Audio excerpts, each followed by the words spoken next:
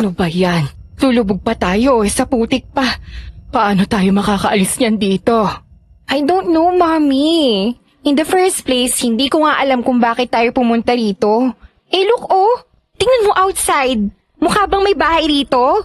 Sure ka ba talagang dito yung lupang ipinamana sa'yo ni Lolo? I've been here once, Erica. Kaso bata pa ako nun eh. This place changed a lot.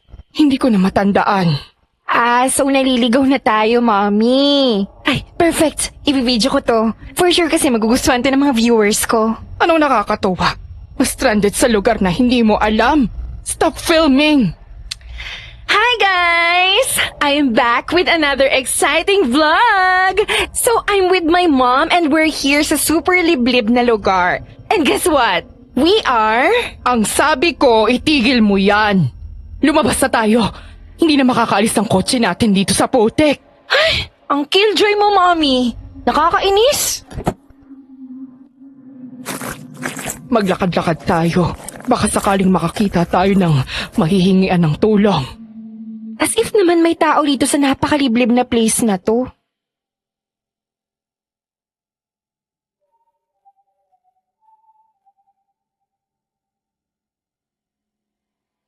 Magandang araw po, Miss Ligaya.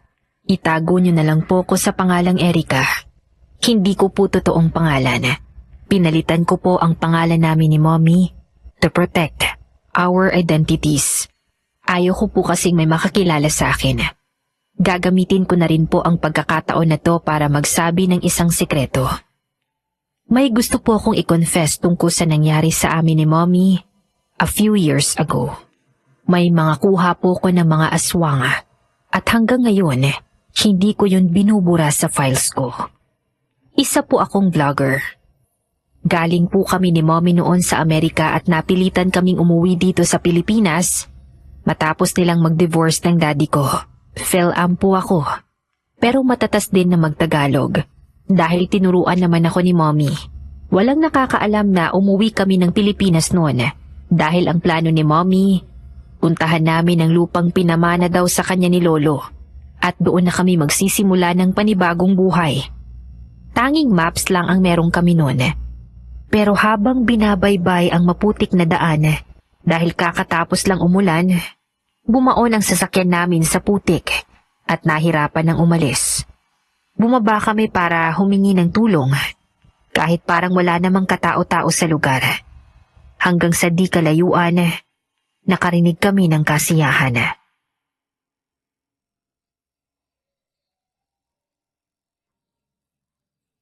Naririnig mo ba yung naririnig ko, Erica? May mga tao rito. Yes, Mommy, but this is so kadiri. Puting sapatos pa naman yung suot ko, pero puro putik na. Tigil-tigilan mo na nga muna yung kaartehan mo. Ilugar mo nga yan. Mas kailangan nating humingi ng tulong kaysa intindihin niyang sapatos mo. Ayun, may tao.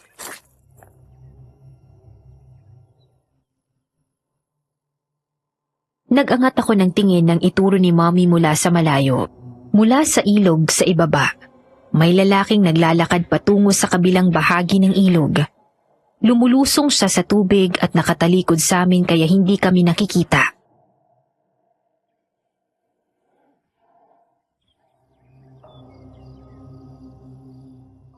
Kuya!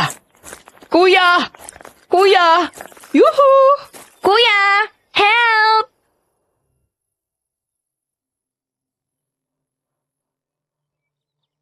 Agad itong lumingon sa amin nang marinig kami.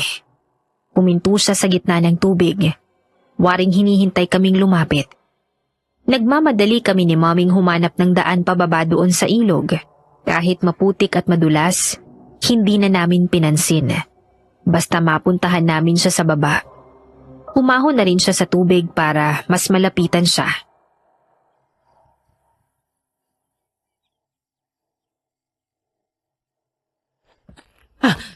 Pasensya na sa abala. Nasiraan kasi kami ng sasakyan. Magtatanong lang sana kami kung may alam kayong pwedeng humila ng sasakyan namin para makaalis sa putikan? Pasensya na, pero wala akong alam. Walang sasakyan dito sa amin at mahihirapan talaga makadaan. Saan ba ang punta nyo? Hindi ba malapit na rito ang barangay Masinit? Malapit na. Malapit sa baryo namin. Anong sadya nyo ron? Ay, totoo ba? Kasi pupuntahan sana namin nitong anak ko yung lupang ibinigay sa amin ng tatay ko. Pero hindi ko na kasi matandaan kung saan yung daan. Mukhang sakto pa yata na ikaw ang nahingian namin ng tulong. Mukha nga. Kung may sasakyan kayo, hindi nyo rin madadala yun doon. Lalo pa tatawid ng ilog at masikip naman ang daanan. Ganon ba? Pwede mo ba kaming matulungan kung ganon? Kukunin lang namin ng anak ko yung mga naiwan na gamit sa sasakyan. Mami, pagod na akong maglakad. Ay, hindi lang ikaw ang pagod. Tumigil ka nga, Erika. Sinasabi ko sa'yo. Bawal ang maarte rito, miss. Yeah, right. Mukhang hindi rin naman kayo pwedeng mag-inarte dahil mahirap kayo. Ang bibig mo, Erika. Mata pobre. Hindi mo pa ako kilala o ang mga tao sa amin para maagang mag-assume ng mga bagay-bagay. Ayusin mo ang ugali mo. Kung ayaw mong ipakain kita sa mga ligaw na hayop dito. Ano? Anong sabi mo? Ang sabi ko, umayos ka. Kung ayaw mong maging pagkain ng mga hayop dito.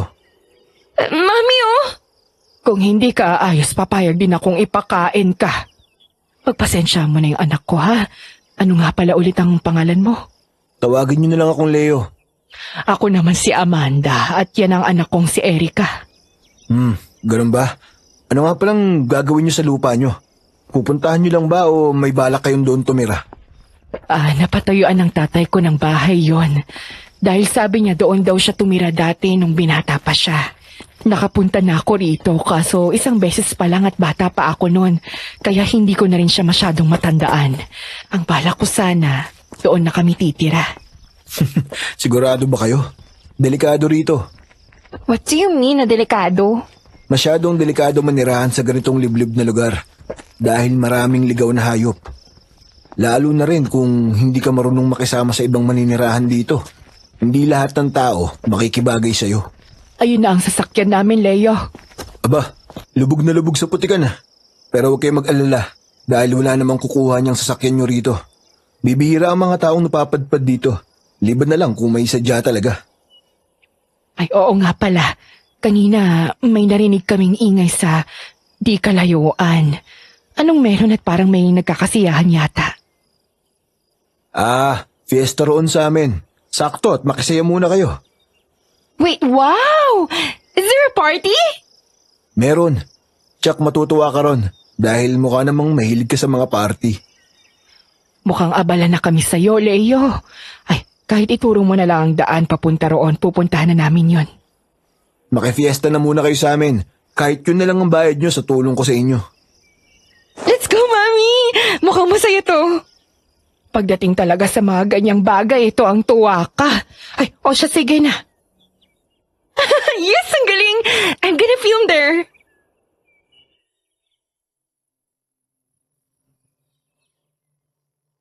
Napatingin sa akin si Leo sa sinabi kong yun. Pero hindi siya nagsalita. Halos lahat ng gamit ko, siya na ang nagdala. Ang dala ko lang, yung isa kong malaking bag. Walang kahirap-hirap niyang binitbit yun habang tumatawid kami sa ilog. Samantalang si Mommy, nagrereklamo na rin sa mga dala niya. Ako naman, nakuha ko pang mag-video. Nang makatawid kami, sumuot kami sa isang masikip na daan. At tama nga si Leo. Imposibleng madala namin ang sasakyan doon. Habang naglalakad, mas lumalakas ang ingay na naririnig namin.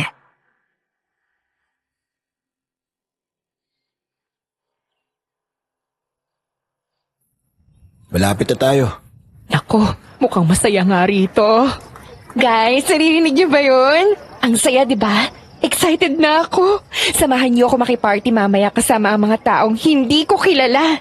And oo nga pala, nakalimutan kong ipakilala sa inyo yung guy na tumulong sa amin ni Mommy. Si Leo. Mag-hi ka naman sa vlog ko. Dali!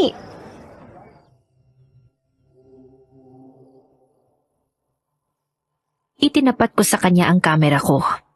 Pero mabilis siyang umiwas ng tingin at umiling. Napanguso naman ako.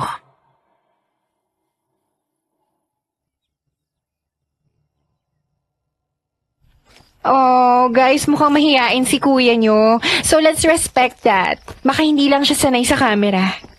Be mindful pagdating natin doon, anak, ha? Bago ka mag-feel, magpaalam ka muna sa kanila. Do you understand me? Huwag ka na rin masyado mag-English at baka mahirapan naman silang maintindihan ka. Anak, nasa Pilipinas ka kaya mag-Tagalog ka. Opo, Mami. Hindi mo na ako kailangan paalalahanan pagdating sa mga ganyang bagay.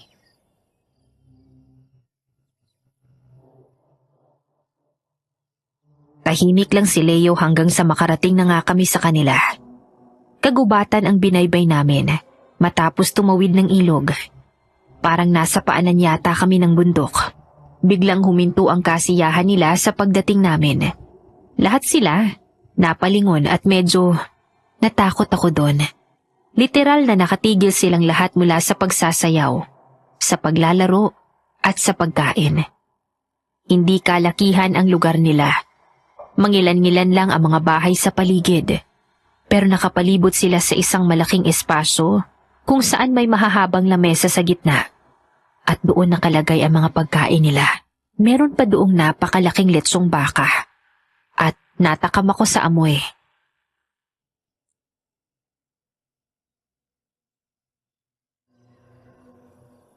May mga nakasulubong akong bisita dyan sa labas.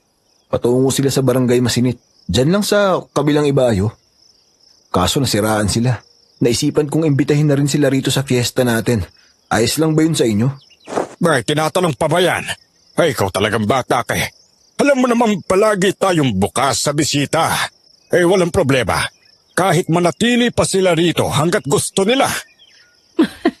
Nako, salamat po. Happy Fiesta nga po pala at magandang araw na rin. Pasensya na po at mukhang nakakaabala kami sa munti niyong kasiyahan.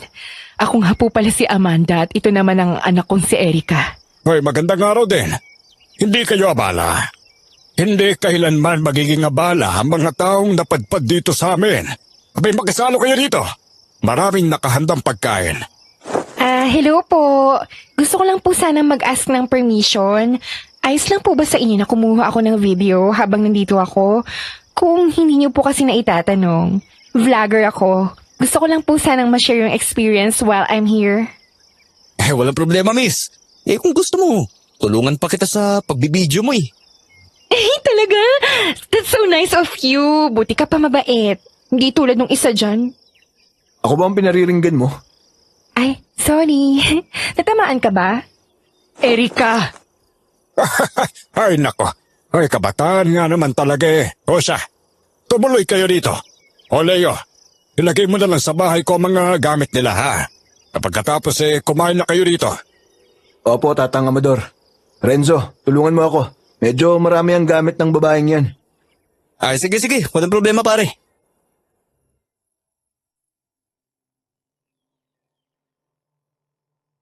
Napairap ako sa sinabi ni Leo. Pero biglang napalitan ang ngiti yon nang lumingon sa akin ang lalaking tinawag niyang Renzo. Gwapo ito at matangkad. Moreno ang kulay at maganda ang tindig ng katawan. Mas lumalakas ang dating niya kapag ngumingiti siya. Dahil lumalabas ang kumpleto, pantay-pantay at mapuputi niyang ngipin. Puro kubo ang mga bahay sa kanila. Nang marating namin ang bahay ni Tatang Amador, yun yata ang pinakamaayos at natatanging sementong bahay doon.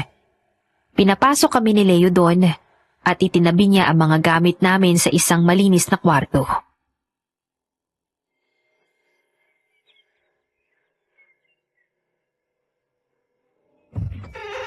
Diyan na muna ang mga gamit nyo. Wala namang kukuha ng mga yan dyan. Medyo malayo pa ba rito ang pupuntahan namin, Leo? Hindi na. Malapit-lapit na lakaran na lang naman. Huwag kayong mag-alala at ihahatid na lang din namin kay Ron ni Renzo bago magdilim. Leo, salamat talaga ha. Mabuti na lang talaga at nakita ka namin. Kung hindi, baka naliligaw na kami ni Erica ngayon at kung saan-saan. Walang problema. Tara ho at bumalik na tayo sa labas. Tiyak na kikilalanin kayo ni Tatang Amador ng lubos. Lalo na kung may balak talaga kayong manatili rito. Sure ka ba, Mami, na mag-i-stay tayo rito? Super layo na to sa kabihasnan. Kahit may kotse pa tayo, mahihirapan namang makadaan. Ang mahal ng gas, tsaka sure din ako na hindi sapat ang ipon natin para manatili rito ng matagal. Pinag-iisipan ko rin yan. Siguro kahit magbakasyon na lang tayo rito. Tapos magpakita na rin tayo sa lolo at lola mo. Bakit po? Nagtatago po ba kayo sa kanila? Hindi naman. Galing kasi kami ng States. Walang may alam na relatives namin na uuwi kami rito. Medyo personal din kasi kaya naisipan ko sana na dito na lang tumira sa lupang binigay ng papa ko. Kaso ganito pala ang sitwasyon dito. Mukhang mahihirapan kami. Ay, opo. Mahihirapan talaga kayo rito. Pero may madali namang paraan. Aray! Ba't ka naman nanyaniko, pare? Sakit mo na. Masyado ka madaldal. Tara na.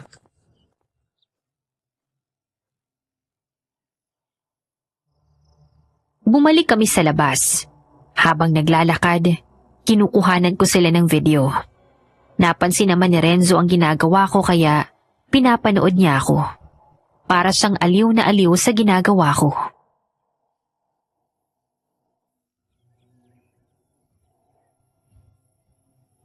Pwede ko bang hawakan yan? Tignan ko kung kaya ko. Sure, sige. Ikaw muna yung humawak ng camera tapos itapat mo sa akin. Paano? Ganito ba? Ay, ayan! Ang ganda! Tama yan. Hi guys! Ayan! Kanina naririnig lang natin sila. Ngayon, nandito na tayo! Nakita niyo naman na kanina, galing tayo sa super liblib na lugar. But then, we found happy people here. And super approachable po nila. Fiesta pala rito sa maliit na baryo kaya sila masaya.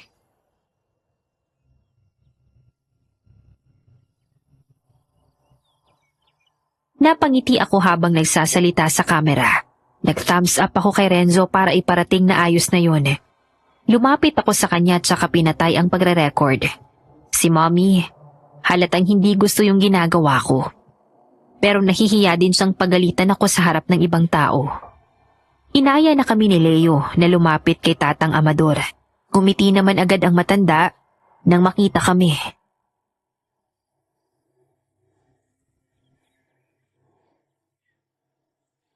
Kumain na kayo dito. Tikman nyo tong lechong baka. Bihira lang kami maghanda nito at kapag may okasyon lang talaga eh. Masarap yan, tsaka malinamnam pa. Yan nga po inaamoy ko kanina pa. Renzo, i-vlog natin. First time ko makakatikim nito. Sige. Sige lang. Salamat po, Tatang Amador. Panigurado, wala kayong kain ng anak mo. Saan ba kasi kayo galing, ha? At paano kayo napadpad dito? Galing pa silang ibang bansa, Tatang. May lupa raw sila rito. Diyan sa Masinit.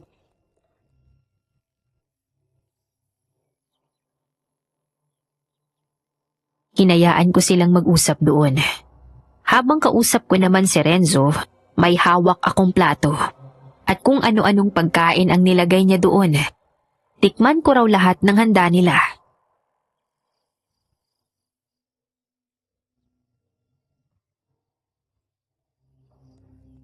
Ito. Kumakain ka ba nito? Bopis yan. Hindi ko alam yan eh. Ano ba yan? Gawa yan sa lamang loob. Tikman mo, masarap yan. Wait, what? Internal organs?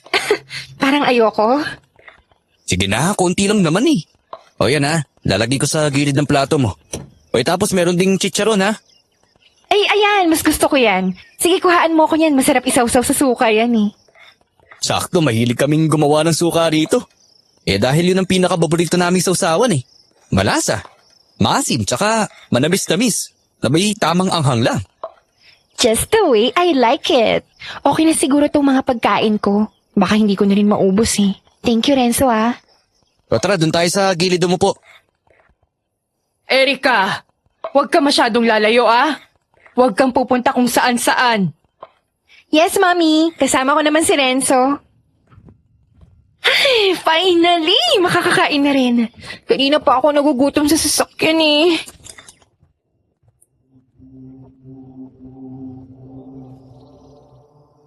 Pag-upo ko para sana kumain, hindi nakataka sa paningin ko ang paninitig ng ilang tao doon sa akin. Ang iba naman kay Mommy. Medyo nakaramdam ako ng ilang, kaya hindi ko alam kung susubo ba ako ng pagkain o hindi. Abala rin si Mommy sa pakikipag-usap sa matanda. Pero may pagkain na rin siyang hawak na inabot ni Leo. Pansamantala kong inayos ang kamera sa harap ko para libangin ang sarili at hindi masyadong makonsus sa tingin ng iba. Si Renzo, kumakain na sa tabi ko. Pero napansin niya yatang palingon-lingon ako sa paligid.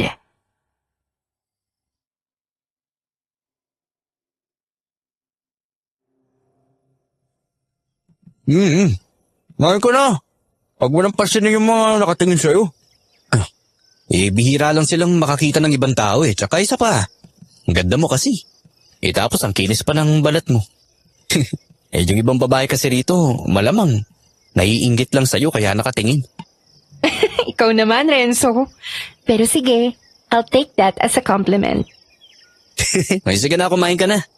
Masama pinaghihintay ang grasya, hindi ba? Ay, oo nga. Tama ka.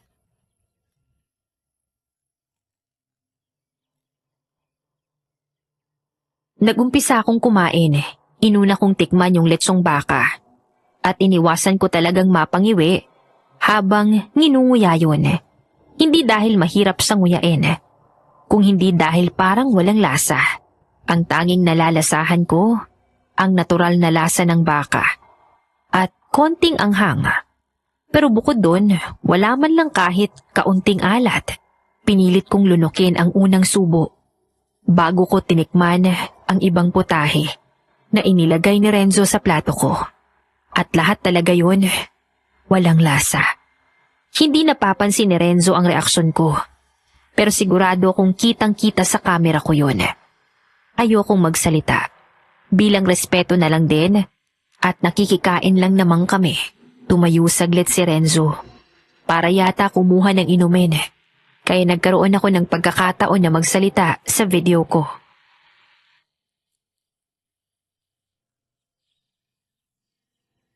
Guys, kanina ko pa pinipigilang mag-react. Pero walang lasa yung mga handa nila rito. I don't know why. Parang hindi man lang nilagyan ng asin or else ayoko nang i-voice out kasi nakakahiya. Panoorin niyo na lang ako. Pabalik na si Renzo. O, kumusta ang pagkain, Erika? O, di ba masarap? O, yung bopis, nakakain mo na ba? Hindi pa eh. Eto pa lang. Malinis yan, huwag kang mandiri. Yan ang masarap na lutong lamang loob. Okay, I'll try pero konti lang ha. Oo, promise, magugustuhan mo yan. Teka. Oh, masarap, di ba? Ang weird pero ikakaiba sa lasa niya. Parang smoky or may something na hindi ko may pinpoint. Sabi ko naman sa'yo may secret ingredient kasi yan, kaya hindi basta-basta matutularan. Secret ingredient? As in spice? O may twist yung cooking process mo? Basta, sikreto nga, di ba? Pero matagal yung niluluto. Pinapakuluan muna ng ilang oras para lumambot. Tapos, saka nilalagyan ng pinagsama-samang sangkap. May nilalagay kaming sauce na galing sa loob. Sa loob? Loob ng hayop? Oo, parang ganun. Basta, paborito yan dito. Lalo na kapag may kasamang kanin na mainit. I admit, it's good. Masarap nga siya, in a weird way. Parang hindi ko pa nga natitikman ever sa buong buhay ko. Well, unang beses ko lang naman talagang makakain to. Kaya special yan. Paano naman tong chicharon? Masarap kaya to? Yan, the best yan. Tikman mo, dali. Oh my God! Ang lutong! Tapos, lasang-lasa yung taba pero hindi nakakaumay. Pero parang may smoky flavor din siya. Kasi hindi yan ordinaryong chicharon. Matagal yung pinoproseso. Pinapasingawan muna bago pretuhin. Tsaka yung balat, special yan. Special? From what animal? Secret ulit. Pero safe yan. Paborito ni Tatang yan. Well, ayoko nang tanungin. Baka mandiri ako kapag nalaman ko. Naku, mas mabuti hindi mo na nga alamin. Basta ang mahalaga, masarap. Fair enough. Basta I'm enjoying. Thank you talaga, Renzo. Ako pa. Basta para sa'yo. Gusto kong matikman mo lahat ng special namin dito, pati ng mami mo. Dahil mga bisita kayo. Mabuti ka pa talaga, mabait no? Kaysa dun sa Leo na yun. Mula na magkita kami, wala na siyang ibang ginawa kundi barahin ako. Ganun talaga ang isang yun. Masungit talaga yun. At saka palaging seryoso sa buhay. Mahirap siyang biruin, pero mabait din naman siya minsan. Kailan ko kaya mararanasan ang minsan na yun? O anak, kumusta ang pagkain? Nabusog ka ba? Ayos naman po, Mami. Masarap yung bopis tsaka yung chicharon. Yan talaga ang pinakmasarap sa lahat ng handa riyan. Aba, isang himala. Napakain ka ng pagkain never mo pa natitikman. At ang mas malaking himala ay nasarapan ka. Alam mo bang lamang loob ang bopis? Kasi kung alam mo, sigurado akong mandidiri ka at hindi mo titikman. I know it, Mommy. Pero pinilit ako ni Renzo and it's good. Masarap siya. Mabuti naman at hindi ka nag-overreact. Oh, siya, hapon na rin. Pagkatapos kong kumain at magpahinga saglit, ihahatid na tayo ni Leo sa bahay natin. Okay, Mami. Basta pag may kailangan kayong magina, huwag kayong mahihiyang lumapit sa amin, ha? Ganyan din ang tatay mo noon, noong tumira siya dito. Opo, salamat po. Okay po, Ma'am. Oo, gaya nga nagsabi ng nanay mo, tumira ang lolo mo rito nung binata pa siya. Naging kaibigan ko ang isang yon. Kaso biglang umalis nang walang paalam eh. Kilala niyo po si Lolo? Yan ang hindi ko alam. Baka yun na yung panahon na nakilala mo ang lola mo, kaya hindi na siya bumalik dito.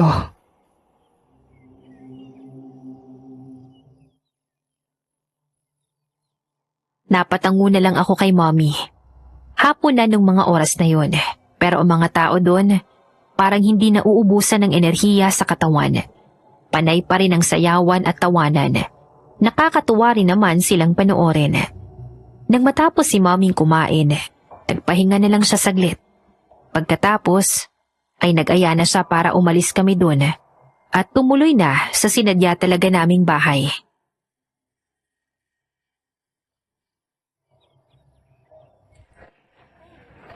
Tatang Amador, tutuloy na ho kami ni Erica. Maraming salamat po at hinayaan niyo po kaming makihalubilo rito. Ay walang anuman, iha. Basta pag may kailangan kayo, ha? Huwag kayong mahihiyang kumatok sa pinto ko. Opo, salamat ho. O siya, kayong dalawa.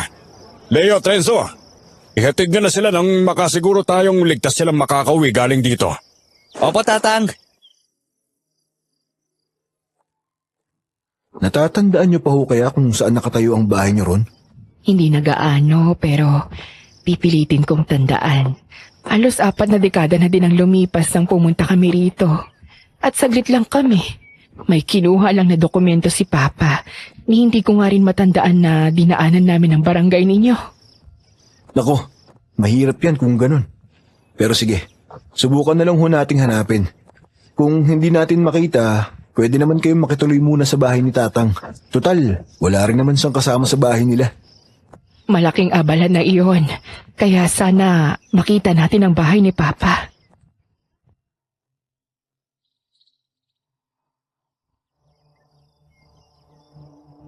Nakikinig lang ako sa kanila. Kinuha namin ang mga gamit namin sa bahay ni Tatang Amador. Nilakad namin ang daan na sinasabi ni Leo na papunta sa barangay na sinasabi ni Mommy. Narating na namin yun, pero bihira lang din pala ang mga bahay. Siguro kayang bilangin at hiwa-hiwalay rin. Nagtitinginan sa amin ang mga tao. Mukhang nagtataka kung sino at saan kami galing. Hirap na hirap si Moming tandaan kung saan yun. Dumidilim na nga rin. At sa wakas, nang marating namin ang dulo, nakita niya na. Ang kaso lang, sira-sira na yung bahay. Wala nang bubong. Parang kinuha na yata. Dahil tanging kukulambor na lang ang naiwan sa itaas. Napakadugyot na rin ang haligi. Dahil puno na yun ng mga sulat at vandalism. Sira-sira na rin ang bintana. Wala na ring pinto. Ang masasabi ko lang noong mga oras na yon, hindi kami pwedeng tumira doon ni Mommy.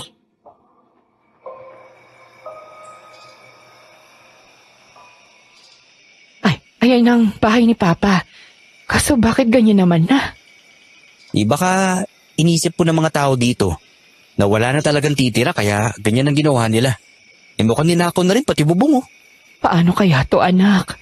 Lubog pa naman ang kotse natin sa putik. Hindi tayo makakaalis ngayon dito. Isa pa, gabi na rin ho.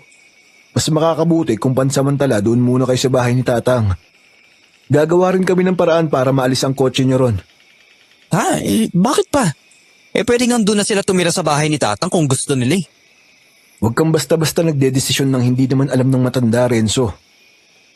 Unang-una, hindi mo bahay yun para magbigay ka ng ganyang suwestyon. Kung pansamantalang pananatili ay ayos lang. Pero kung doon sila titira, hindi pwede. Ayaw ko rin naman tumira dito, no? Walang signal tapos may kasama pang masama ang ugali. Mas mabuti pang umuwi na lang sa Maynila. Doon na lang tayo, Mami. Oo, uuwi tayo roon. Pero wala tayong choice kung hindi makituloy muna ngayon dito. Tara na ho, gabi na.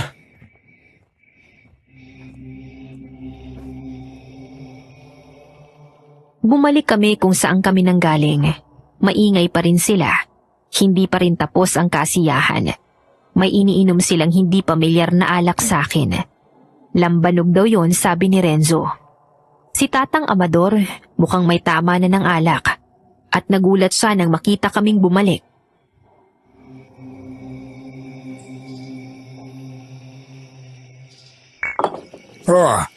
Ano't bumalik kayong mag-ina?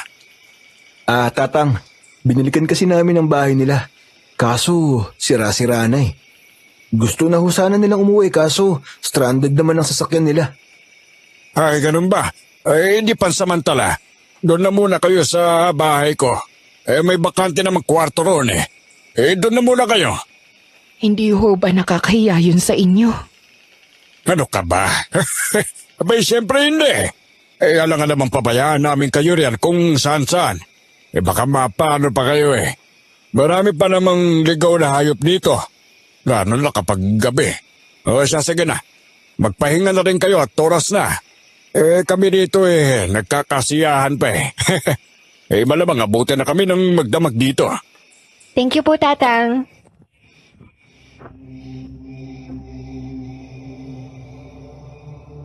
Pagdating namin sa bahay ni Tatang, agad kaming tinulungan ni Leo at Renzo. Tahimik na kami. Halos walang imikan. Pero ramdam ang pagod naming mag-ina.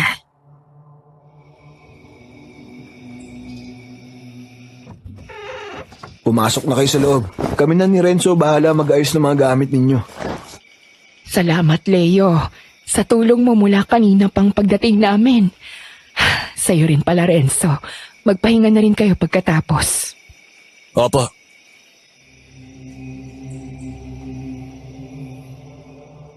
Pagkatapos nilang mag-ayos, iniwan na nila kami.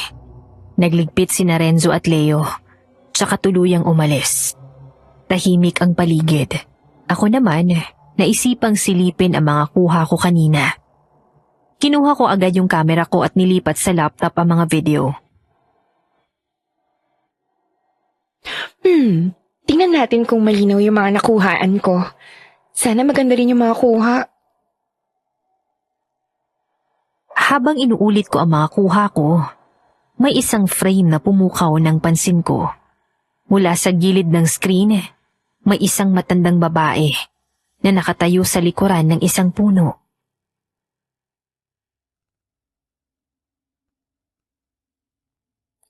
Ano to? May matandang babae sa likod tapos... Teka, biglang nawala. Pinanood ko ulit. Nakatayo pa siya sa gilid ng puno. Sa mga sumunod na segundo, bigla siyang naglaho at pinalitan ng isang baboy ramo. What the hell? Hindi pwedeng glitch lang to. Ang linaw ng transition, oh. Mami, tingnan mo to. May nakita akong kakaiba sa video. Ha? Ano na naman yan? Oh, tingnan mo yung part na to, Mami, ha. Ayan, oh. May matandang babae tapos naging parang baboy ramo. Erika, baka naman nagiglitch lang yan. Minsan kasi yung mga camera, di ba, nag-auto-adjust sa light. Kaya parang may distortion. No, Mom. Hindi siya distortion. Kitang-kita niyo naman, di ba? Yung shape mismo nagbago. Hindi pwedeng pixelated. Hindi blurring. Baka naman sinabayan lang ng movement. Baka may dumaan lang naman talaga na hayop sa likod. Pero mom, ang weird, di ba? Oh, look. Ipopost ko That's not just a movement. That's a full transformation, mom. Ay nako, ewan ko sa'yo anak ko. Ang mabuti pa siguro ay matulog ka na. Hindi ako makakatulog nito, mommy. Kailangan ko i-upload to para makita ng viewers ko. Baka sakaling alam nila yung sagot. Erika, wala ngang signal dito. Huwag mong sabing lalabas ka pa. Why not? Mukha namang safe sa labas. At mababait naman yung mga tao rito. No, Erika. You will stay here at matulog ka na.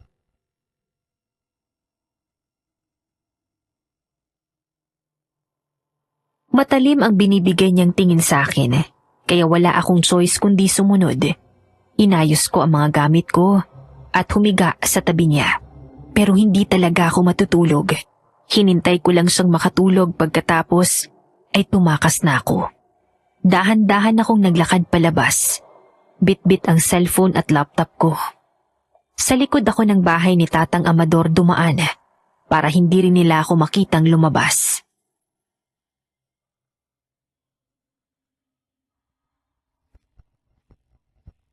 For sure, sisikat ako kapag in-upload ko to. Hindi lang ordinaryo to. Kailangan ko lang makahanap kahit kaunting signal para ma-upload ko in 1 minute yung video na to.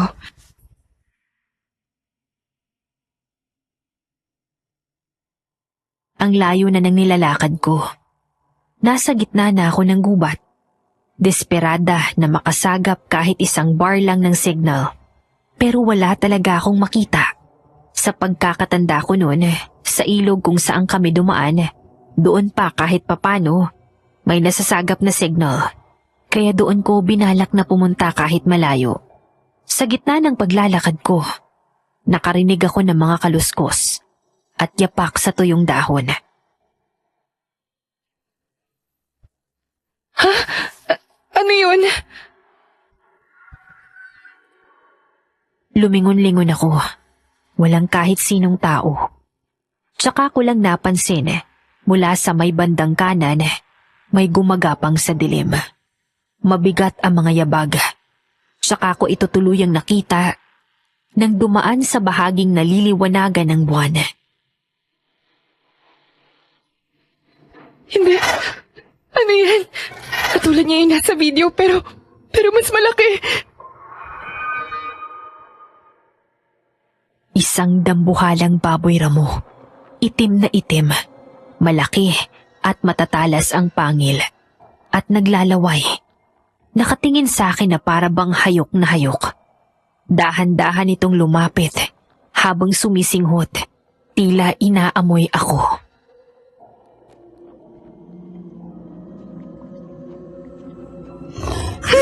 Tulong! Tulong! May malaking baboy na mo!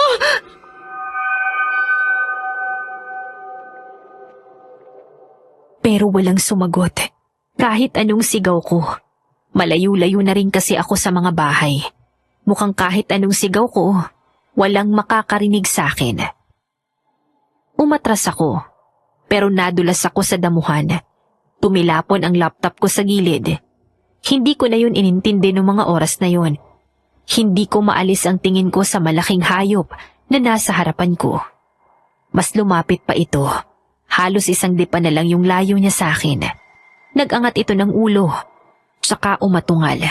Tila nananakot palalo at naghahanda para umatake.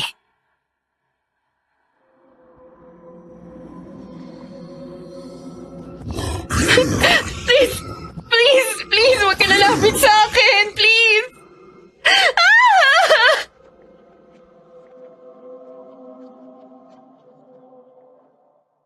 Nagtakip ako ng mukha, naghintay sa bagsik ng pangil na kakagat sa akin.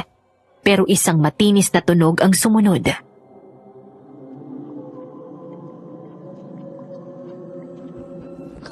Ikaw na namang hayop ka? Alis! Umalis ka rito! Leo? Mula sa kadiliman, lumitaw si Leo. May hawak siyang tirador. Tinamaan niya ang baboy ramo sa tiyan. Napaatras ito, umuungol at bahagyang nangingisay ang katawan. Ano yan? Hayop ba talaga yan? Ligaw na hayop. Pag-aalaga lang ang mga ganyan dito. Nakakapatay sila ng manok, kambing, aso, tsaka baka. Ngayon, pati tao na sa tigas ng ulo mo. Leo, hindi yan basta hayop. Kanina sa video, nakita ko... Hindi mo dapat nilalakad tong lugar na to sa oras ng gabi. Ano bang ginagawa mo rito, ha? Hindi ba't nagpapahinga ka na? Kung di ako dumating, baka nilalapa ka na ng isang yun. Naghahanap lang ako ng signal. Kailangan kong i-upload yung... Signal? I-upload? Alam mo bang muntik ka nang mamatay dahil dyan sa katangahan mo? Ano bang napapala mo sa ganyan? Umuwi na tayo, ngayon na.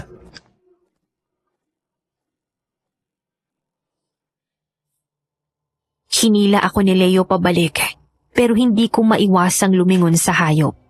Umiiyak ito habang lumalayo. Leo, parang hindi normal yun. Parang kakaiba. Hayaan mo na. Basta, wag mo nang uulitin to. Kinuha niya ang mga gamit kong tumilapon. Tahimik na kaming naglakad pabalik. Sa paglapit namin sa bahay, nadaanan naming muli ang mga nag-iinuman sa tapat. Takot na takot pa rin ako at nanginginig. Hindi pa nakatulong na sobrang lagkit na mga tingin sa akin ng mga lalaking nag-iinuman. Animoy mga hayok sa babae.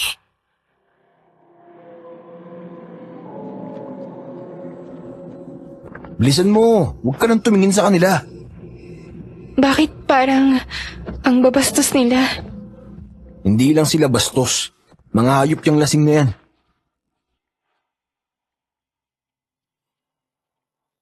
Hinawakan ako ni Leo sa braso at iginiya pabalik sa bahay ni Tatang. Nakasalubong namin ang nagmamadali at humahangos na si Renzo. Nakayuko siya kaya hindi niya kami napansin at nabangga niya si Leo. Duguan ang mga kamay niya at may mansa ng dugo ang suot niyang kulay asul na damit.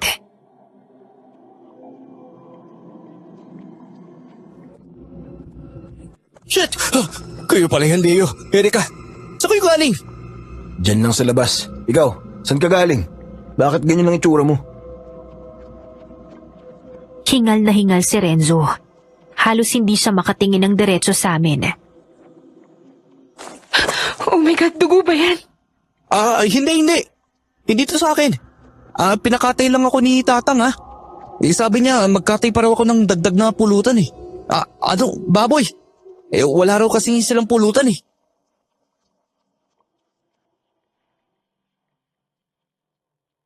Tinignan ko si Leo. Hindi siya nagsalita. Pero parang tumalim ang mga mata niya. Akala ko magtatanong pa siya. Pero bigla na lamang siyang tumango. Saka tinapik si Renzo sa balikat.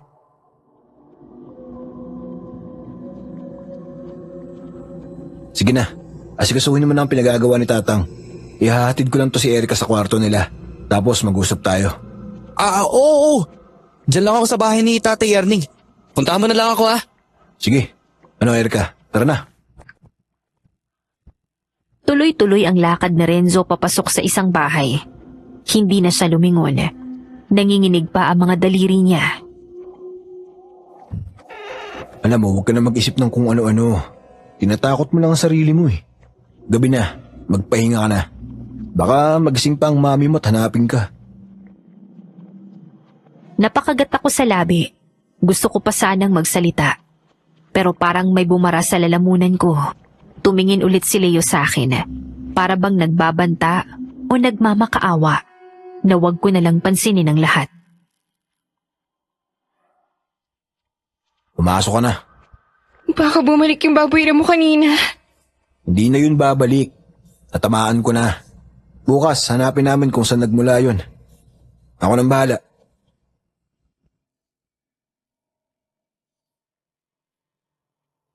Tumango na lang ako sa kanya.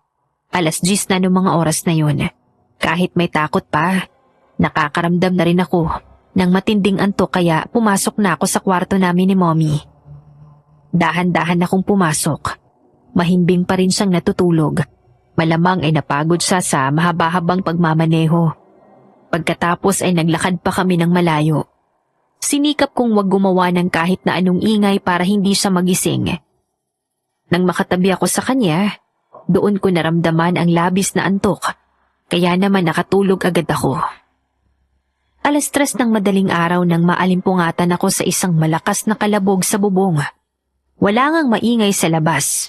Mukhang tapos na silang mag-inuman. Pero kakaiba ang ingay na naririnig ko sa bubong.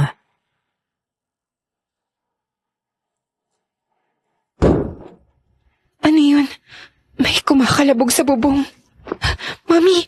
Mami, gising! Anong oras na ba? Bakit ka... Ano yon? May tao sa bubong? Bakit may kumakaluskos? Hindi ko alam. Kanina pa yan. Parang may kumakayod na parang kuko, Mami.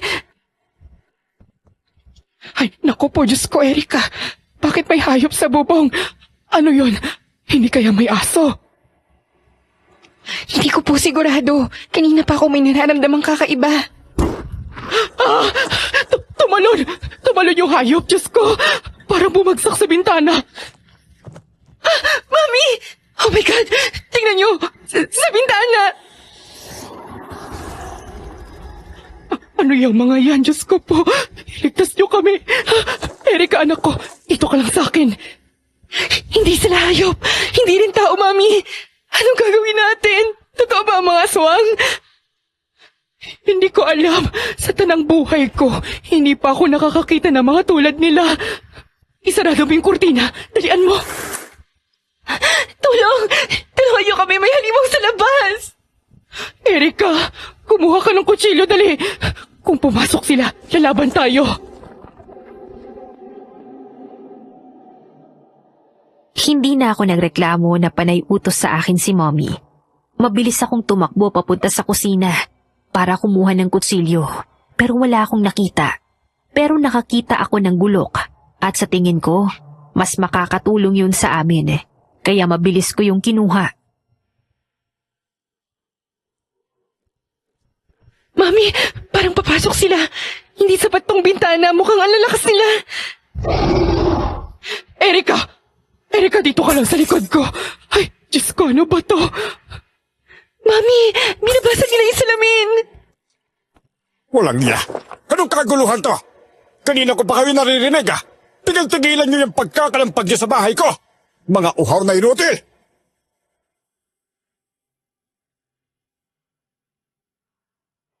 Sa pagdungaw namin ni Mommy mula sa kurtina, nakita namin si Tatang Amador.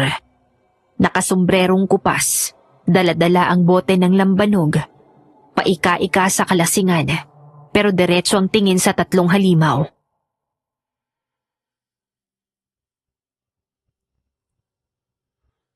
Si Tatang Amador! Tatang! Umalis po kayo dyan! Mga halimaw po yung nasa labas! Punyeta kayo mga tarantado kayo eh! Magsialis kayo dito! Hindi ako magdadalawang isip na bariling ko kayo sa ulo!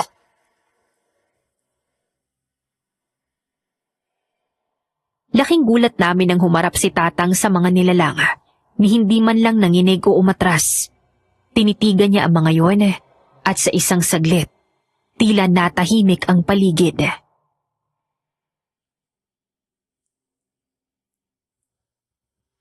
Hindi niyo ba ako narinig? Kailangan ko pa bang ulitin? Pinapalayas ko kayo! Erika, bakit parang hindi natatakot si Tatang? Ewan ko po, parang sila pa ang natatakot sa kanya. Hindi ko na ulitin. Bumalik kayo kung saan kayo nararapat. O ako mismo ang lalapas sa inyo!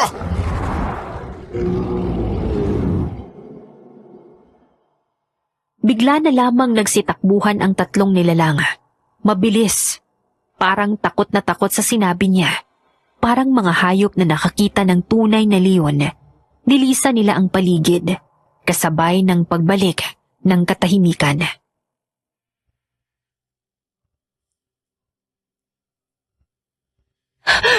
Ano nangyayari? Tatang, ano pong ginagawa ninyo? Wala, mga ligaw na mababangis na hayop lang yon. Pero, hindi po sila ordinaryong hayop. May pulang mata, parang tao ang katawan. Huwag yun na masyadong isipin. Madalas yan dito sa banyo kapag malamig ang gabi. Nagsisilabasan ng mga tulad nila mula sa masukal na gubat. Pero yung itsura nila, parang... Amanda, alam ko na ang mga tulad nila. Matagal na ako nakakakita noon pa. Hindi kayo ang una. Basta huwag kayong lalabas kapag ganitong oras.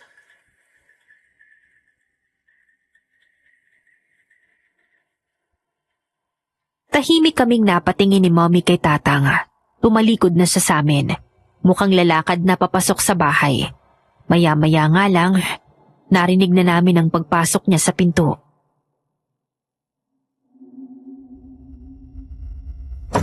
Tulog na kayo.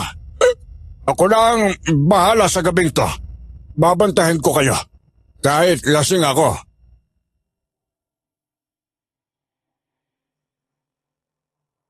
Hindi kami agad nakatulog ni Mommy. Maraming tanong ang pumasok sa isip namin. Labis din ang nararamdaman naming kaba. Pero isang bagay ang naging malinaw. Natakot ang mga halimaw. Hindi sa sigaw namin ni Mommy. Hindi sa itak. Kundi kay Tatang Amador. Nang mag-umaga, bakas sa amin ang matinding puyat. Pero hindi pa kami lumalabas ng kwarto kahit na naririnig naming may nag-uusap na sa labas. May kausap yata si Tatang Amador, habang kami naman ni Mommy, nag-uusap kung paano kami magpapaalam na uuwi na kami.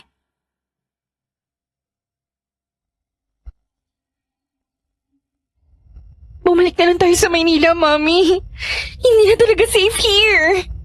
Oo, anak, alam ko. Nasaan ka ba naman makakakita ng ganong kalaking mga hayop? Hindi yun normal. Tsaka, Mommy, sorry po pero tumakas ako kagabi habang natutulog ka. I was just hoping na makahanap ako ng signal. Kaso, habang naghahanap ako, bigla rin may sumugod sa aking ganong kalaking hayop. Hindi po kaya aswang yung mga yun? Posible. Kahit nga hindi pa ako nakakita ng ganong aswang, alam kong ganon ang wangis nila sa mga kwento na naririnig ko.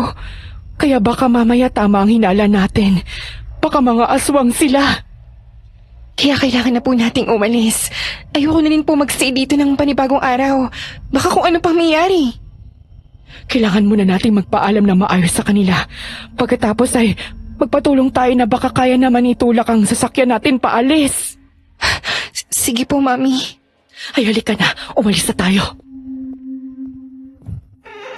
Oh, gising na pala ang mga bisita ko. Ay, maupo na kayo dito at magalmusal.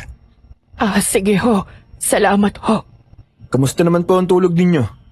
Nako, hula ko'y nahirapang makatulog ang mga yan. Yan ako, muntik na silang atakihin ng mababangis na hayop eh. Eh, mabuti na lang at napalis ko. Ano ho? Bakit hindi niyo ako tinawag? Eh, masyado ng gabi. Eh, tsaka kung tatawagin ka pa eh, baka tuluyan na silang nakapasok sa bahay ko. At lalapa ng mga yon. Mabuti naman ho at napaalis ninyo. Eh, ikaw naman talaga, Leo eh. Alam mo namang walang sino man ang hindi takot sa akin dito. Di ba?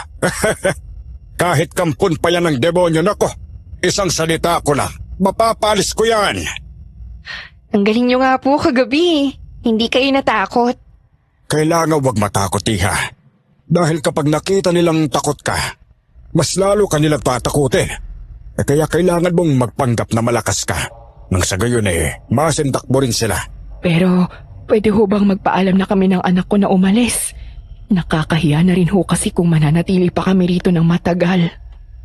Eh, ayos lang naman. Pero ngayong araw kasi, gagawa kami ng pasasalamat yan sa labas. Eh, taon-taon namin ginagawa yan pagkatapos ng piste. Eh, alam mo na, magdadasal kami para sa mabiyayang taon na ibinigay sa amin. Eh, magtatagal din yun ng maghapon. Eh, gusto ko sana makipulong kayo sa amin bago ko kayo payagang umalis. Baka po gabihin kami sa daan? Mas mainam ngang umalis ng gabi para hindi na mainit. Alam mo, pagkatapos ng pasasalamat, tulong-tulong din kaming lahat na alisin ang sasakyan ninyo sa putikan. Talaga ho? Oo. Kaya makisali muna kayo sa amin. Sige ho.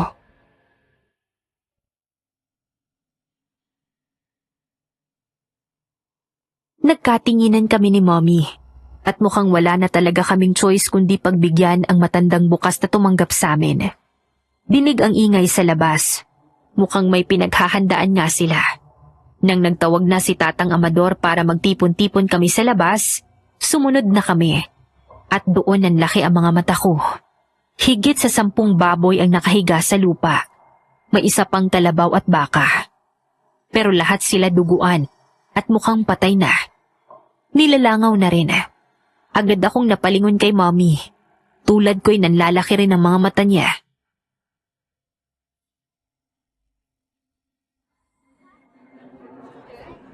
Huwag kayong mag-alala at normal yan.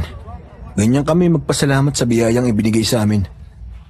Anong gagawin niyo sa mga hayop na yan pagkatapos?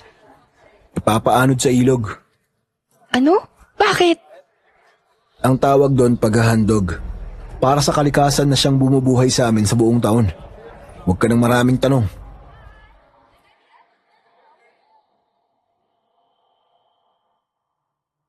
Parehas kaming nawiwirduhan ni Mommy. Naisipan kong iset up ang camera ko sa pwestong hindi nila agad mapapansin. Gusto kong kunan ang gagawin nila. Si Renzo, nakita ko sa isang silid. Matamlay at namumutla. Halina't palibutin na natin ang mga handog! Pinalibutan nila ang mga hayop at hindi namin alam ni Mommy ang gagawin namin. Napilitan na lang kaming makisali sa kanila nang marahan akong hilahin ni Leo. Nagsimula silang palibutan at ikutan ang mga kawawang hayop habang may binibigkas silang ritual na hindi ko maintindihan. Hindi kami makakilos ni Mommy. Parang may bumara sa dibdib ko habang pinapanood ko sila. Isa-isa, hinawakan ng mga tao ang dugo ang mga hayop. Tila ba may sinisimbolo ang bawat kilos. May ilang umiiyak, may tumatawa. Parang lahat sila wala sa sarili.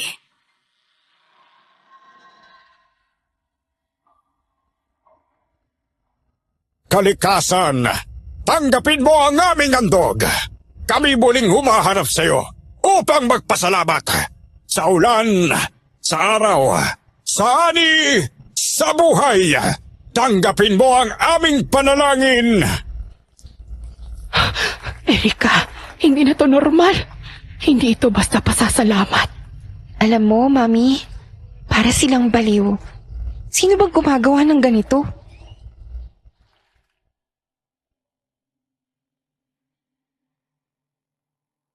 Habang paikot sila, isa-isang inilubog sa putik ang mga kamay nila at pinahid sa mga katawan ng hayop. Ang init ng araw ay nagsimula ng tumirik, pero wala sa kanila ang tumitigil. Pawisan at habol hininga na ang lahat, pati si Leo.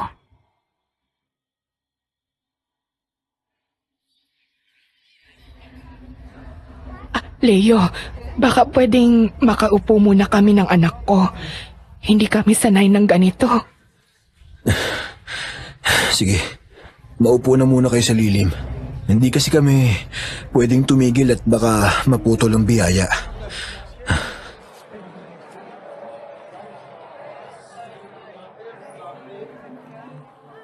Tumango kami at tumatras saka naupo sa lilim ng isang puno. Pagod at gutom na kami habang sila'y patuloy sa pagsigaw ng mga dasal. Paulit-ulit, parang sirang plaka.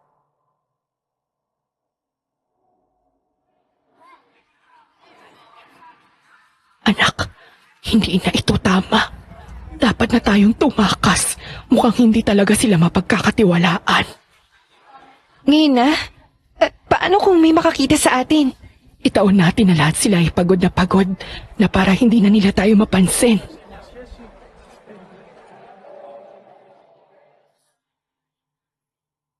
Tumingin ako sa paligid. Si Renzo, nakaupo na rin sa gilid, parang lutanga. Lumapit ako ng kaunti habang hindi nakatingin ang lahat.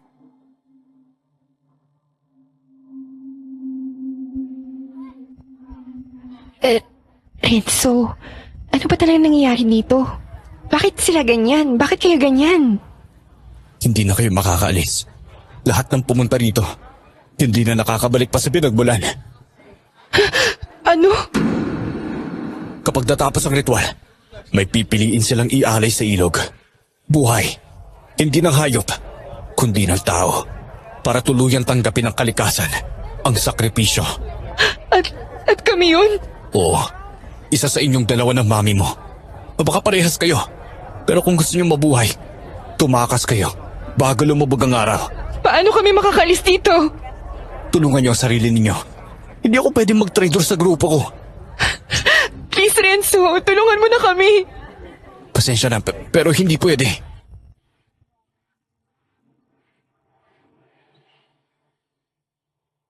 Iniwan ako ni Renzo at bumalik na siya sa grupo nila. Bumalik ako kay Mommy. Nanginginig ang mga kamay ko. Tumingin siya sa akin. Halatang naghihintay ng sagot.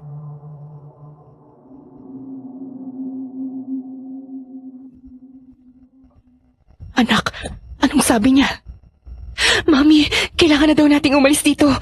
Ang sabi ni Renzo, iaalay raw ang isa sa atin. O baka pares daw tayo. Ano? Yun po ang sinabi sa akin ni Renzo. Tulungan daw natin ang sarili nating makaalis dahil hindi siya pwedeng mag-traitor sa kanila. Paano na tayo makakaalis dito? Kuminis na tayo, Mami. Kahit mga importanteng gamit na lang ang maidala natin paalis. O sige, kailangan hindi nila mapansing kumikilos na tayo ng paalis. Sana hindi magsumbong si Renzo.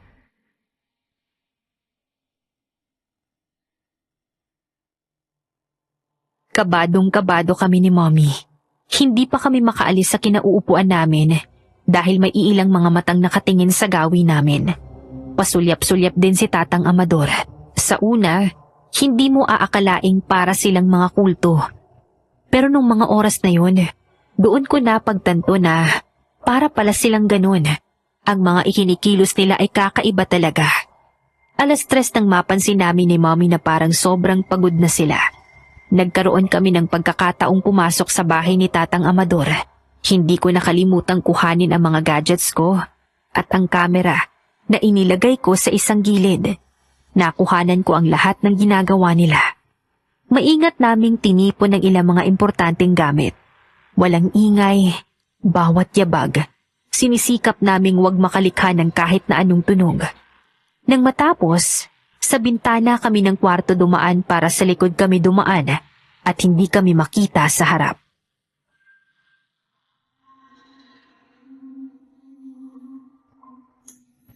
Anak, dito na tayo sa likod dumaan. Oo, Mami.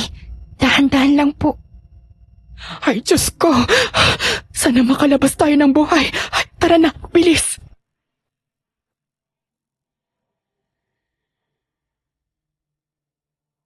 Nagtatakbo agad kami sa gubat, palayo sa baryo.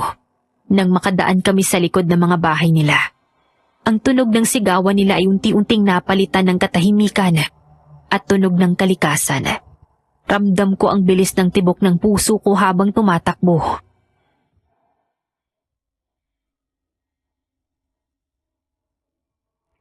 Mami, huwag tayo maghihiwalay.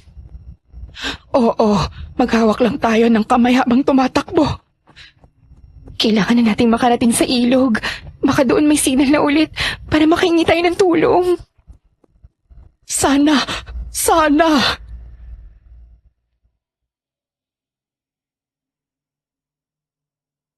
Tumakbo kami ng tahimik hanggat maaari, hanggang sa umalingaw-ngaw ang isang pamilyar na tunog. Isang mababaw pero malinaw na agos ng tubig.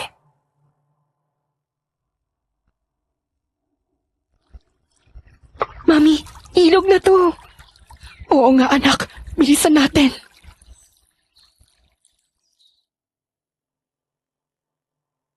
Nang makarating kami sa gilid ng ilog, agad kong kinuha ang cellphone ko. Umaasang makasagap ng kahit katiting na signal.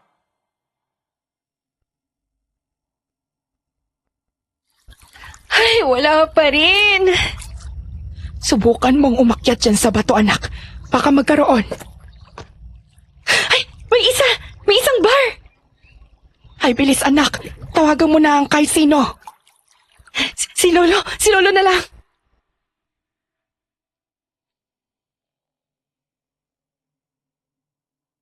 Nanginginig ang daliri ko habang tinatype ang pangalan ni Lolo sa contacts. Nang makumpirma kong nagri-ring, halos mapaluha ako sa pag-asa.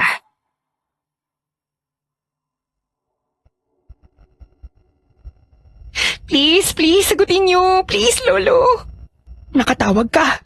Opo, Mami. Tumatawag na ako. Oo po, napatawag ka. Lolo, we need your help. Nandito kami sa binigay mong lupa kay Mami.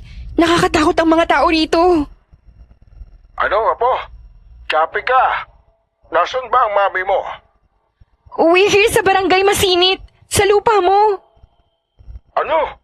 Anong ginagawa niyo dyan? Hindi na dapat kayo pumunta riyan at paano niyo yan natunton? Lolo, nakakatakot po. Hindi po namin alam kung paano kami makakaalis. Magmadali na kayo sa pag-alis ninyo dyan. Pugad dyan ang mga aswang, kaya ako umalis dyan noon. Ano po, Lolo? Hindi ko kayo maintindihan. Putol-putol ang linya. Mga aswang silang lahat dyan. Ano? Umalis na kayo dyan sa lalong madaling panahon. At saan nyo balak pumunta, ha? Akala nyo ba makakatakas kayo? Mga kasama, nandito ang mga alay.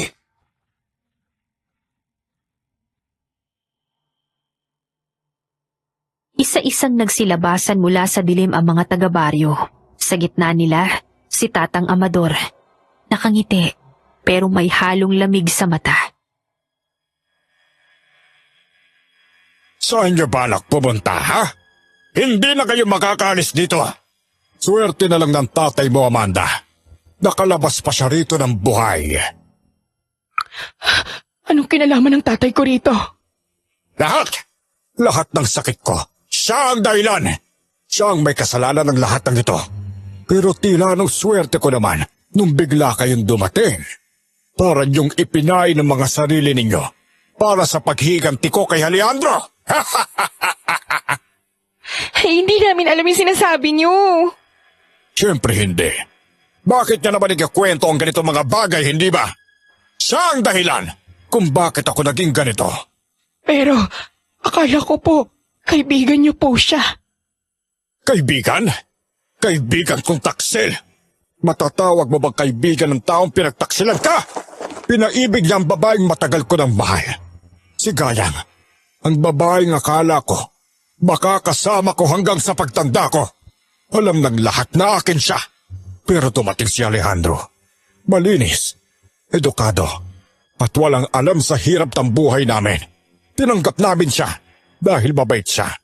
Kahit hindi pwedeng tumanggap ng tao rito sa amin, pinatuloy ko siya. Pero ano? Ha? Inagaw niya sa akin ang babaeng mahal ko. Si Lolo at si Gayang? Oo, at ang masaklap at hindi ko pinakamatanggap. Tinulungan niya si Alejandro. Ginamit niya ang tiwala ko at ang pagmamahal ko. Alam niyang bawal magmahal ng tagalabas. Pero anong ginawa niya? Sa kabila ng lahat, pinatay siya ng sarili niyang pag-ibig sa lalaking yon. Tinuruan niya si Alejandro kung paano tumakas. Ginamit ang sarili niyang katawan bilang alay. Siya mismo ang nagpanggap na inialay para hindi habulin si Alejandro. Wala akong alam sa sinasabi mo. Walang nakaalam! Sobrang sakit ang ginawa sa akin ng ama mo! Nakatakas siya at masayang nabuhay. Pero ako, gabi-gabi, naririnig ko pa rin ang huling sigaw ni Gayang bago siya sunugin bilang parusa. Tila akong pinapatay roon. Kaya niyo kami gustong isama sa ritual? Kaya niyo kami iaalay? Hindi lang dahil kailangan namin ng sakripisyo. Kailangan kong makaganti kay Alejandro sa pamamagitan ninyong mag-ina. Tama na! Dumating si Leo, may dalang itak, kasama si Renzo. Hindi na kami makakapayag sa ganitong gawain ninyo. Hindi na namin gusto ang ganitong klase ng pamumuhay. Paulit-ulit tayong pumapatay para mabuhay. Mga traitor! Lahat ng pinagsamahan at ginawa natin, itatapon niyo lang para sa dalawang to! Oo, dahil hindi ito ang buhay na gusto naming panatilihin. Ayoko nang makita may magmamakaawa sa harap ko. Ayoko nang magdala ng bangkay taon-taon. Tumakbo na tayo, anak! Dali! Huwag niyo hayaang makalayo sila! Huwag patakasin ang mga alay. Tumakbo na kayo papunta sa kotse nyo. Bilis! Huwag na kayong lumingon kahit ano pang mangyari. Kami na bahala dito. Basta, tumakbo na kayo ng mabilis. Leo! Umalis na kayo. Kami na ang huling sakripisyo kung kailangan. Nagtatakbo kami ni Mommy paakyat. Napalingon ako muli sa kanila. Si Leo, mabilis na umatake sa unang sumugod sa kanila. Isang matandang aswang na may matulis na kuko. Hindi pa man nakalapit, sinunggaban na niya ito sa leeg gamit ang itak. Umungol ito habang bumabagsak sa lupa. Lahat ng sumusubok na habulin kami, agad nilang napipigilan. Renzo, sa kanan mo! Nakita ko! Tumalon si Renzo paikot at gamit ang itak, pinutol ang braso ng sumugod sa kanya. Dugo ang bumalot sa kanyang mukha, pero hindi siya tumigil. Hindi na ako matatakot sa inyo! 2, 3, 4 na aswang ang sabay-sabay na lumapit. Umikot sina Renzo at Leo. Sinasalo ang bawat galaw. Sa isang iglap, tinamaan si Leo sa tagiliran. Napaigtad siya, pero bago pa sa tuluyang bumagsak, itinulak niya palayo ang kalaban at isinandal sa puno. Hindi pa tapos to! Pumagit na si Renzo. Nakita niyang pinagtutulungan na si Leo, kaya mabilis siyang sumugod, tumalon, at tinaga ang likod ng isang aswang. Umalingaw-ngaw ang sigaw nito. Leo! Diyan sa gilid! Ako na sa harap! Hindi pa tayo pwedeng bumagsak. Hindi pa, habang hindi pa sila ligtas. Mula sa likod ni Erning, dumudugo ang bibig. Bitbit ang mahabang sibat. Papalapit siya nang hindi napapansin ni Leo. Ngunit si Renzo, agad niya itong namataan. Leo! Salamat, kapatid. Please! Doon na tayo sa sasakyan. Tutulungan natin sila. Tumakbo sila sa direksyon namin papunta sa sasakyan. Ang gulong nasa putik pa rin. Si Mommy, sinusubukang buhayin ang makina. Umaandar na ang makina pero hindi makabuelo. Leo! Renzo! Please, kailangan namin ng tulong. Pumasok ka na sa loob, Erika. Kami na bahala. Oo! Leo! Sabay tayo sa likod. Handa ka na? Kahit tuguan pa ako. Basta makaalis sila. 1, 2, 3, tulak!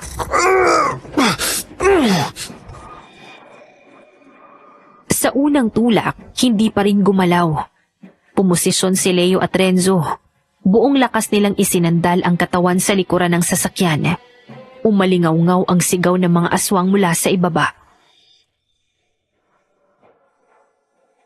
Huwag silang paalisin! Mga traidor kayo! Pabayaan nyo na kami! Andar na! Sa huling tulak, bumaon ang paa ni Leo sa putik. Ngunit bigla ring gumalaw ang sasakyan. Umandar ito, unti-unti, palayo sa lugar na yon. Leo, Renzo, sumakay na kayo, dali. Hindi na namin kailangan. Basta, makaalis lang kayo. Ituloy nyo na ang buhay nyo at kalimutan nyo ang nangyari dito. Panatilihin ninyong lihim ang aming baryo. Salamat. Salamat sa lahat. Basta, alisin nyo kami sa memorya ninyo. Basta mabuhay kayo, sapat na yun.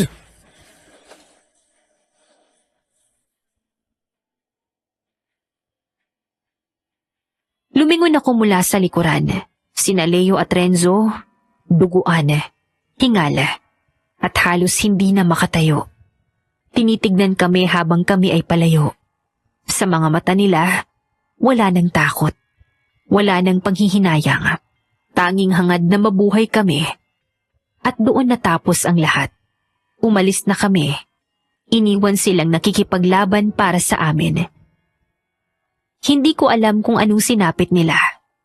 Pero kung buhay kami ngayon, utang namin yun sa 2 halimaw na piniling maging tao. Higit 3 taon na po ang nakakalipas. Nagpapasalamat si Lolo na nakaalis na kami sa lihim na baryong yon ng mga aswang. Ikinwento niya rin po lahat ng nangyari sa amin noon. Hanggang ngayon po, nasa akin pa rin ang mga video na nakuhanan ko. Pero wala po sa plano kong i-upload ang mga to. Paulit-ulit ko rin pong pinapanood yun at hanggang ngayon, hindi ako makapaniwala.